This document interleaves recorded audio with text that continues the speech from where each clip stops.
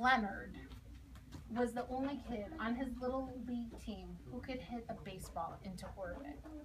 He was the only kid in his class who had clobbered a giant lava monster. He was the only kid on his block who had welded this Beigh City bridge back together using heat vision. So when his mom told him he was going to a special school, he saw it coming a trillion billion light years away. Leonard couldn't wait for superhero school to start. He was all fired up to leap tall buildings in a single bound. He was super pumped up to bend steel beams with his bare hands. He was revved up and raring to go to stop speeding runaway trains. Wow.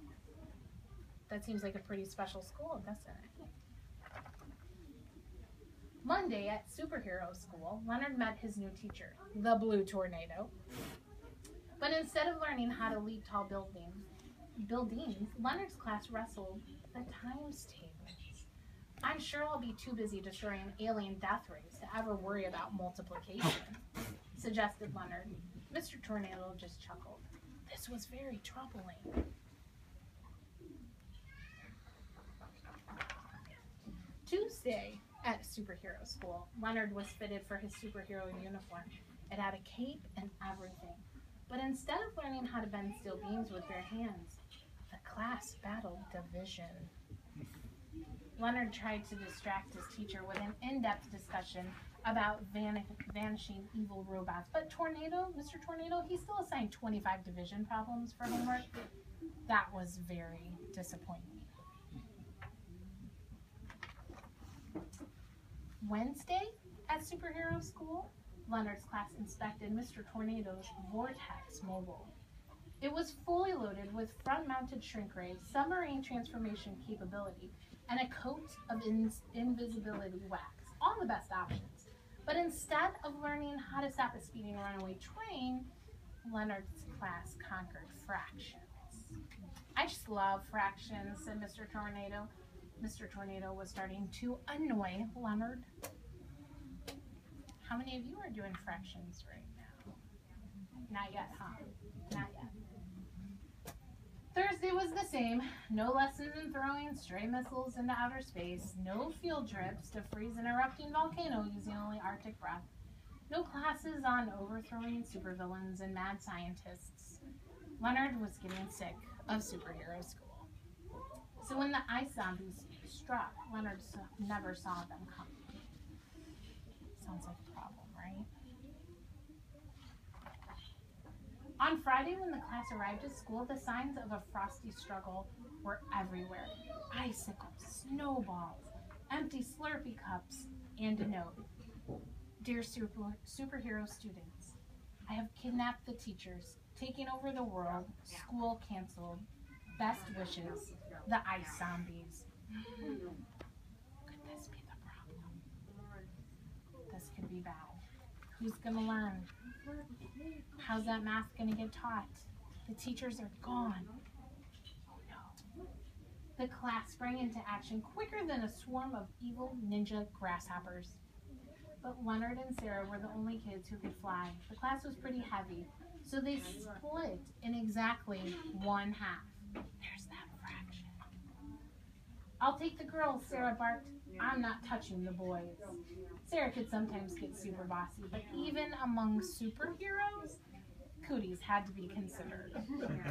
The class zoomed straight into the Arctic Circle in no time flat. Arriving at the zombies' lair, Leonard's class discovered a huge frozen wall, 15 feet thick. Thank goodness for heat vision, but Leonard's eyes could only blast through 5 feet of ice. Is that enough? No, not nearly enough. Luckily, Jack and Maggie had heat vision too. Fire up those eyeballs, said Leonard. Wait, said Jack, I need to take off my new glasses. With Jack's heat-proof titanium glasses safely in their little plastic case, the three gave the icy wall their full focus. With 3 times the heat, kermelt, they blazed an entrance in no time. They used multiplication there. On the other side of the wall, the ice zombies were fired up and ready to rumble. "There are too many of them," cried Jack. "Too many zombies." Leonard counted quickly. "There are only 20. We can take them." "We just need super strength," shouted Sarah. "Who's got it?" Leonard, Sarah, Diego, Richie, and Kim all raised their hand. How many was that? 5 super strong students. No sweat, right? Leonard quickly divided, there's that division, the zombies between them. "That's 4 apiece," shouted Leonard. "Attack!" And that's when Richie Zelensky got stung by a bee. Good old Richie, super strong and super allergic. Leonard quickly recalculated. "That's 5 apiece," shouted Leonard. "Attack!" While Richie took his allergy medication and breathed deep, cleansing breaths, the other 4 kicked the ice cubes out of 5 ice zombies each. A cheer went up across the zombie-infested wasteland.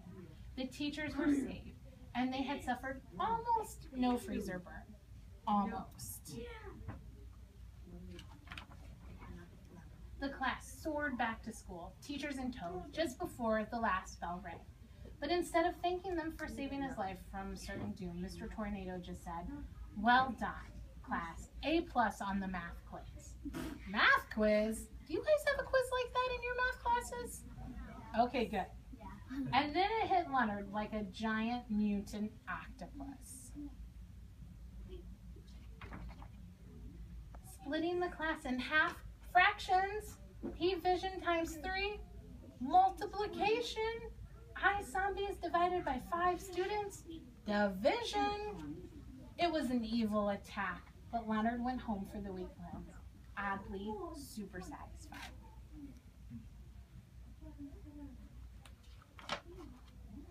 After that, multiplication was less troubling. Division was less disappointing. Fractions were less annoying. And once in a while, Leonard's class got to leap tall buildings and bend steel beams. Leonard had to admit, superhero school was pretty super after all. Besides, Leonard could always stop speeding runaway trains. Right. On Saturday. Did you guys like that book? Yeah. Thumbs up on that book? Is Sheridan just like this book? Yes. Okay. Good deal.